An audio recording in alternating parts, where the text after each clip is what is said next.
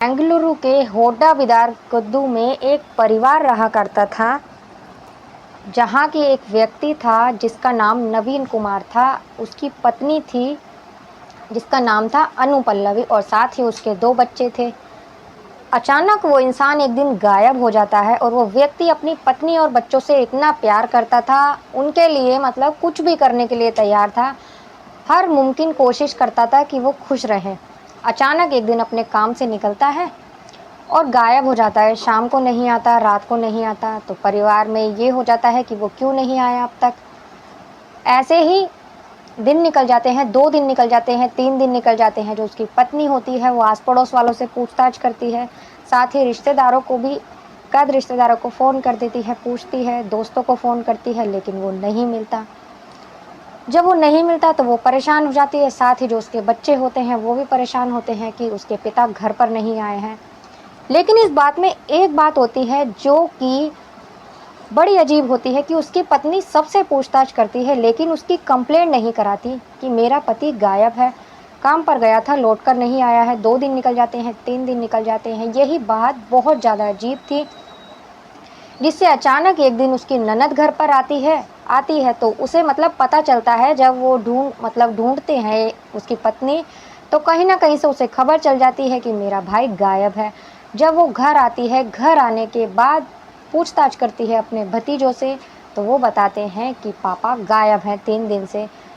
तो उसे भी ये बात अजीब लगती है कि मेरी भाभी ने, अनु पल्लवी ने, अभी तक पुलिस कंप्लेंट क्यों नहीं की।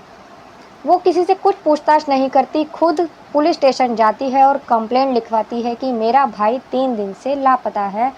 उसकी कंप्लेंट लिख लेते हैं पुलिस वाले और उसकी छानबीन शुरू कर देते हैं। छानबीन शुरू करने के बाद पुलिस सीसीटीवी कैमरे भी खंगालते हैं, लेकिन पुलिस को कुछ पता नहीं चलता। ऐसे करते करते 12 दिन निकल जाते हैं। अब जब 12 दिन निकल जाते हैं तो अचानक से वही नवीन कुमार घर वापस आ जाता है। उसे देखने के बाद उसके बच्चे और उसकी बहन बहुत ज़्यादा खुश होते हैं, लेकिन जो उसकी पत्नी थी उसे कुछ अजीब सा लगता है, वो खुश नहीं होती। उसे मानो ऐसा लगता है जैसे कि वो पत्थर की बन गई हो। अब पुलिस वालों को पता लगता है कि नवीन कुमार घर आ गया है, तो वो भी पुलिस स्टेशन से उसके घर आते हैं पूछताछ करने के लिए, क्योंकि पुलिस वालों के दिल में हज़ारों सवाल थे जो कि उससे पूछना चाहते थे, उसके सवाल चाहिए थे। अब नवीन कुमार जो था वो पुलिस वालों को जो कहानी बताता है, उससे आप लोगों के भी होश उड़ जाएंगे। जब वो कहानी बताता है अपने बारे में कि वो कहाँ गया था, कैसे गायब हुआ था और उसके पीछे क्या हुआ था। दरअसल जब वो आ तो जाता है, लेकिन इसी बीच एक शख्स ने सुसाइड कर लिया था डर के मारे। अब वो डर क्या था ये आपको इस कहानी में ही पता चलेगा। तो आप लोगों से एक ही रिक्वेस्ट है कि आप लोग वीडियो पूरी देखिएगा और अच्छी लगे तो प्लीज़ वीडियो को लाइक भी कर दीजिएगा, चैनल को सब्सक्राइब कर लीजिएगा अगर आप चैनल पर नए हैं। तो मैं गीता गुप्ता, स्वागत है आप लोगों का मेरी आज की एक नई सच्ची कहानी में। जय माता दी। उम्मीद करती हूँ आप सभी लोग अच्छे होंगे, मस्त होंगे, स्वस्थ होंगे, अपना और अपनों का ख्याल रख रहे होंगे। तो दोस्तों, वो जो परिवार था जहाँ नवीन और उसकी पत्नी रहा करते थे, अनु पल्लवी, उसके 2 बच्चे भी थे। वो एक आटा चक्की चलाता था छोटी सी, और साथ ही एक कैब ड्राइवर था, मतलब कैब थी उसकी, कैब चलाता था वो। 2 काम किया करता था इसलिए कि उसका परिवार खुश रहे, उसकी पत्नी खुश रहे, उसके बच्चे खुश रहे। रोज़ की तरह वो रोज़ काम किया करता था कि उसकी पत्नी और बच्चों के मुंह से जो निकलता था वो उनकी हर फरमाइश पूरी किया करता था, और इसी उसमें लगा रहता था कि कैसे मैं अपने बच्चों की फरमाइशें पूरी करूं और उन्हें खुशियां दूं। रोज़ की ही तरह 22 जुलाई को वो रोज़ निकलता है, काम पर निकलता है। अपने अपने आटा चक्की का काम निपटाने के बाद वो कैब लेकर निकल जाता था। निकलने के बाद शाम हो जाती है, वो नहीं आता। रात हो जाती है, वो नहीं आता। नहीं आने के बाद उसके परिवार में जो उसकी पत्नी होती है, उसके बच्चे होते हैं, परेशान होते हैं। जब वो नहीं आता तो वो आस पड़ोस में पूछताछ करते हैं कि अभी तक नहीं आता। उसके दोस्तों को फ़ोन लगाया जाता है। बच्चे और उसकी पत्नी बाहर देख कर भी आते हैं, लेकिन जब नहीं मिलता तो घर आ जाते हैं। घर आकर 2 दिन निकल जाते हैं, 3 दिन निकल जाते हैं। यही बात उसकी बहन को पता चलती है, तो बहन वही कंप्लेंट लिखवाती है, पुलिस छानबीन करना शुरू कर देती है, लेकिन कुछ नहीं पता होता। दोस्तों, मैंने आपको यहाँ तक कहानी सुना दी थी कि वो घर आ जाता है। घर आने के बाद में अब वो बैठा होता है, उसके सामने पुलिस बैठी होती है, उसकी पत्नी भी होती है, बहन भी होती है, उसके बच्चे भी होते हैं। अब सभी लोग बड़े परेशान होते हैं। साथ ही पुलिस अब हज़ारों सवाल कर रही थी उससे कि वो कहाँ गया था, कैसे गायब हुआ था और वो इतने दिन बाद आया है, 12 दिन हो गए, वो कहाँ था और क्या हुआ था उसके साथ।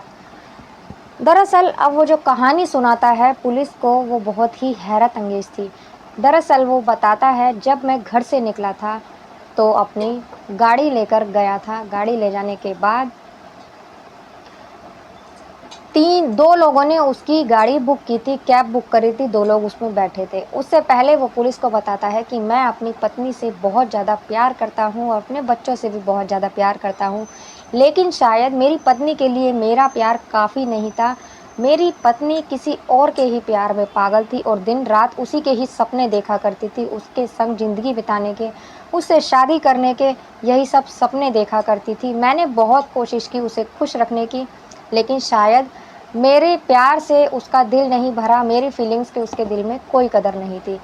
यही मैं उस दिन कैब चलाने के लिए जब गया तो 2 लोगों ने मेरी कैब बुक की, साथ ही 2 लोग मेरी कैब में बैठ गए। रास्ते में एक शख्स और मेरी कैब में बैठा। अब कुल मिलाकर कैब में 4 लोग थे, मैं और वो 3 लोग। अब जाने के बाद तमिलनाडु के जगह मतलब रास्ते में एक सुनसान जगह पड़ती है जहाँ पर उन्होंने गाड़ी रुकवाई, वहाँ लेकर पहुँच जाते हैं और जाने के बाद अब उसको मतलब अगवा करने की कोशिश करते हैं, उसके संग मारपीट शुरू करते हैं। अब जब मारपीट शुरू करते हैं तो उसे समझ नहीं आता कि वो लोग उसके साथ ऐसा क्यों कर रहे हैं। बड़े ही प्यार से वो उनसे पूछता है कि ऐसा क्या हुआ था? मतलब ऐसा क्यों कर रहे हो मेरे साथ? और मैंने तो किसी का कुछ नहीं बिगाड़ा है। उसकी किसी से कभी दुश्मनी नहीं थी, बहुत ही अच्छे स्वभाव का था। जब वो बड़े ही नरमी से और प्यार से उन लोगों से ये पूछता है तो उन लोगों का भी दिल पसीज जाता है और वो बताता है कि तुम्हारी पत्नी अनुपल्लवी ने हमें पैसे दिए हैं और पैसे दिए हैं 2 लाख रुपए में, तुम्हारी सुपारी दी है तुम्हें मारने की और जिसमें से 90,000 रुपये उसने हमें दे दिए हैं एडवांस के तौर पर और अभी 1,10,000 रुपये हमें लेने हैं। जब हम तुम्हें मार देंगे तुम्हारी फ़ोटो सबूत के तौर पर हम उसके फ़ोन पर भेजेंगे। वो फ़ोटो जब देख लेगी कि हमने तुम्हें मार दिया है तब वो हमें बाकी के पैसे देगी। दरअसल वो जब 90,000 रुपये उन लोगों को दे देती है तो उनसे बोलती है कि जब मेरे पास सबूत भेज दोगे कि तुमने उसको मार दिया है तो मैं तुम्हें पैसे दे दूँगी।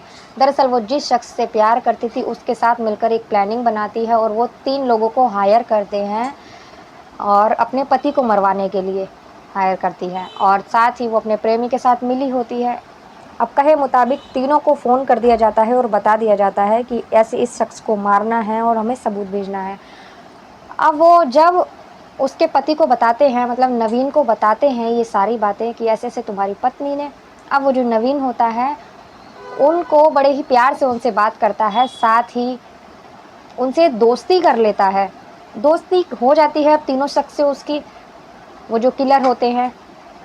अब उनको मतलब मरा हुआ वैसे ही लिटा देता है जैसे कि वो मर चुका है और उनके ऊपर लाल रंग यानी केचप वगैरह डालकर बिल्कुल ऐसी ही स्थिति बना देता है जैसे कि वो मर चुका हो और बड़ी ही बुरी बेरहमी से उसकी हत्या जैसे हो गई हो ऐसी मतलब उसकी तस्वीरें खींच ली जाती हैं। खींचने के बाद अनु पल्लवी के फ़ोन पर भेज दी जाती है।